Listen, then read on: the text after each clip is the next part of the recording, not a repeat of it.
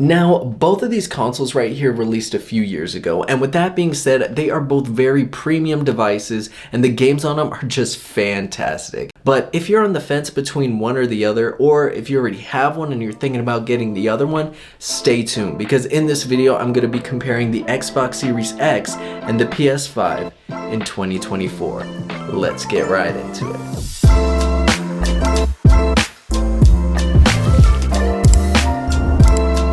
Now, I've been using both of these consoles for a few years now, pretty much ever since they came out, and rather than reading you guys specs off a sheet, I'm going to be telling you my personal experiences and what I've noticed from a consumer standpoint, the main differences between these two devices. Now, the first difference I noticed that I love about the PS5 has to be the controllers. Now, this is the classic PS5 controller. This is the Xbox Elite controller. I actually sold my other one, but this is as close as it's gonna get. We're gonna talk about the Xbox controller first. Now, there's not really much of a difference comparing this Xbox controller to the one that came with the Xbox One, except for the D-pad. And yes, if you get the Elite, you get grips and whatever have you. But it's still pretty much the same exact thing, just vibrates, and the size is really comfortable. Now, when it comes to the PlayStation 5 controller, this is where your gaming experience elevates to the next level. PlayStation did a great job bringing you into the game with this controller, and I think between the two, PlayStation definitely wins when it comes to the controller and experiencing gaming.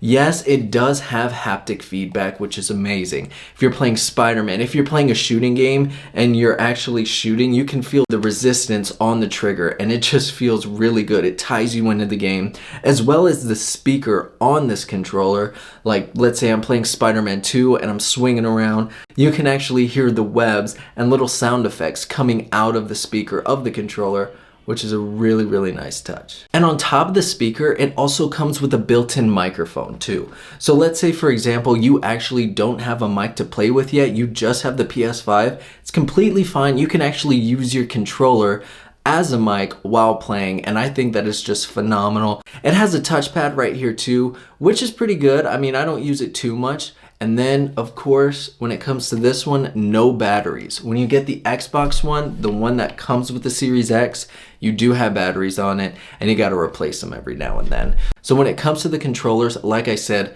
PlayStation wins this by a landslide. And this is one of the main things I've noticed when playing PlayStation, is that the controller just drags you into the game, and it just makes your experience feel really elevated compared to the Xbox controller. Now, something I do have is the PlayStation DualSense Edge, which is the premium version of this controller right here.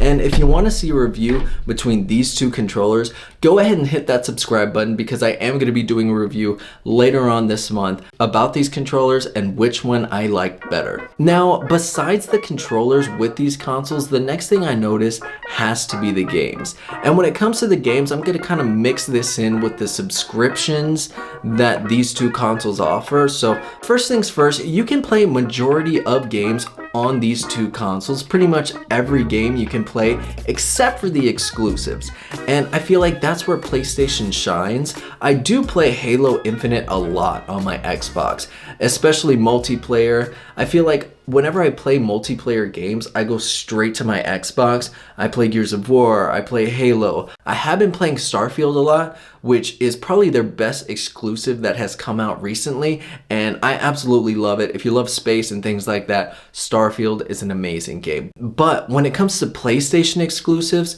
I feel like they are way more cinematic. The story really draws you in, and Sony does a really great job with their exclusives. When I say I got Spider-Man 2 and was playing that for like 3 or 4 days straight because I couldn't get off, because the game and the storyline was just amazing, that's the kind of exclusives that Sony gives you. So for me personally, whenever I'm playing my PS5, I am on story-driven games all the time. I like playing multiplayer games on my Xbox because it's a little bit more comfortable, especially with the controller. But single player, story-driven games that are just phenomenal and draw you in, I would definitely go with the PlayStation 5. Not to say that Xbox exclusives are bad, but I feel like Sony's exclusives are just a little bit better. Now, when it comes to the actual games, something else I want to talk about is the backwards compatibility. With the Xbox, if you have a full library of Xbox One games, Xbox 360 games, you can pretty much play all of them on the Xbox Series X, which is really, really dope. I actually go to a lot of like thrift stores or like garage sales, even half-price books, and they'll have really old games that are very nostalgic. And I'll grab them and then I just play them on here, which is fantastic. With the PlayStation 5, you can't really do that unless you're signed into their subscription, which I'll talk about right now. But when it comes to the PS5, I believe you can only play PlayStation 4 and PlayStation 5 games when it comes to the actual disc. The other games you will have to play on PlayStation Plus. So if you're somebody who has a big library of games, then I would definitely go and get the Xbox Series X. Something else they have is dev mode. You can get dev mode, download an emulator, and actually install really old retro games and play them through there. But that's a whole other thing and a whole other video. I'll go ahead and leave that right there if you want to see that. Now, besides the actual games, the next thing I want to talk about is PlayStation Plus and Xbox Game Pass, which is pretty much their subscription models. First, let me go off pricing. Xbox Series X, it is $14.99 a month. And with that $14.99 a month, you get a bunch of games. You get new releases from Xbox day one as soon as it comes out. You get Xbox Live. It comes with EA Pass, which is really good. And then you also get a lot of older games. I'm talking Xbox 360 games, just Xbox games, like so many Xbox games. There are hundreds and hundreds, and I love Game Pass. Personally, I use that a lot more than PlayStation Plus. Now, with that monthly payment, not only are you getting all those games, but you also get access to cloud gaming, which I think is really cool because not only does it save you storage so you could try out a game real quick on the cloud, but you can also play it anywhere you want to from the cloud with Game Pass, which I think is really, really cool. Now, when it comes to PlayStation Plus, you have the option of paying monthly, quarterly, or yearly. And there are 3 different tiers, like I said. So within those tiers, you get different things. So with PlayStation Essential, which is like $80 a year, you get, online, you get discounts in the store and a couple free games monthly. With Extra, which is the one I used to have, that one's $135 a year. You get like 400 games, and they're all like PS4 and PS5 games, which I think is really, really cool.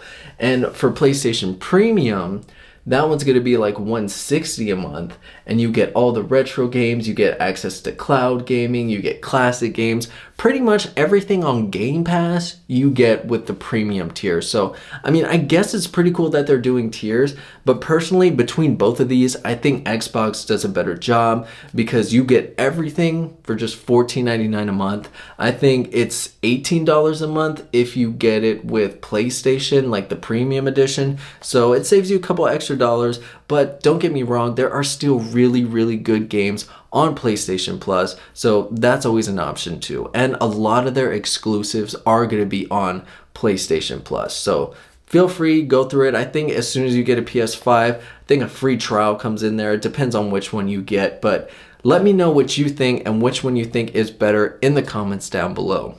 Now, when it comes to the graphics and things on these two consoles, I really can't notice a difference between them. I mean, I'm saying both of them look really, really beautiful and look really amazing. I'm not going to nitpick about a couple pixels here, a couple pixels there, because they both look really beautiful. The last few years, I definitely have been using my Xbox a little bit more than the PlayStation 5. I think it's because the controller is more comfortable and I do play a lot more multiplayer, but when I get on my PS5, you best believe I am on there for a while playing a crazy good story-driven game. Anyways, let me know what you think down in the comments below. Let me know down in the comments below which one you prefer or what you think about the console you're playing. But anyways, thank you so much for watching. Let me know down in the comments what you think. If you like the PS5 or the Xbox Series X better in 2024, or if you have one already, and if you're gonna get the other one, or if this video even helped you at all make a decision.